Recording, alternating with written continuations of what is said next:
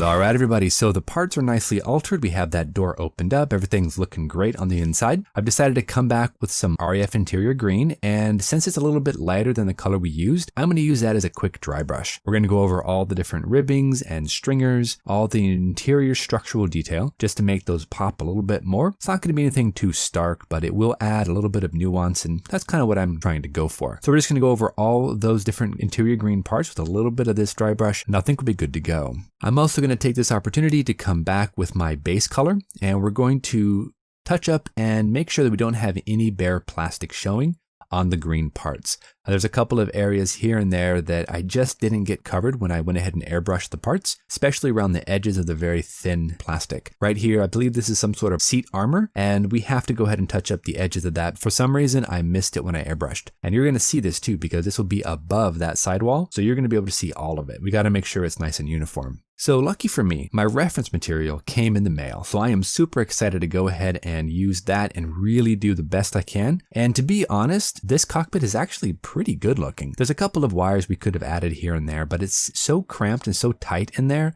I really don't think you're going to see any of it. So instead, I'm just going to come in and I'm going to use one of my reference photos here, and we're going to paint some of the sidewall consoles and boxes in a flat black color. That's going to give us a little bit of detail, really make some of those consoles pop. I think it'll be looking great. I'm also going to come back in and we're going to touch up some of the instrument panel edges as well. Just like with the armor plating on the seat, we need to make sure that we don't have any bare plastic showing. So I think just a real quick sweep of my brush with some flat black, that should be just fine. So let's go ahead now and jump back into a time lapse and start assembling this cockpit. There's lots of parts and pieces that we need to go ahead and make sure they fit, make sure that everything is glued in together. So let's go ahead and jump back into our time lapse and start getting all the cockpit pieces installed and glued together. I've heard the fit is pretty nice, so let's keep our fingers crossed, get this cockpit all nicely assembled, throw on our photo etched seatbelts, and well, we'll see how it goes. Let's do it.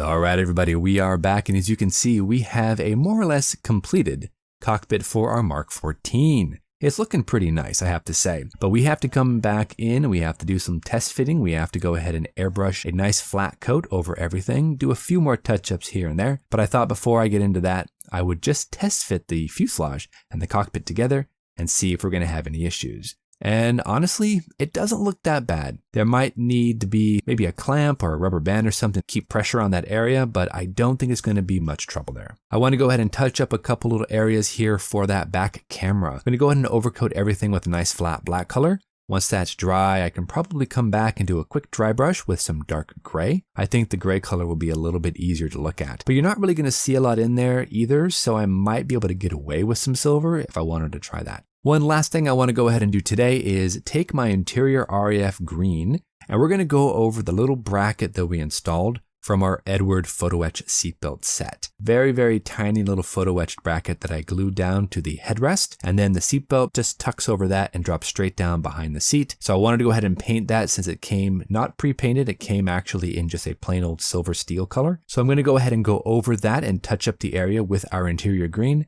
I tell you, that was hard to fold that though. That's one thing about those seatbelts. Every once in a while, those photo etch parts fight back for sure. Just a couple of quick airbrushes with Winsor Newton matte varnish. That's going to go ahead and dull all of the glossiness down, and it will also seal. So that's a really good step to do, and we'll move on from there.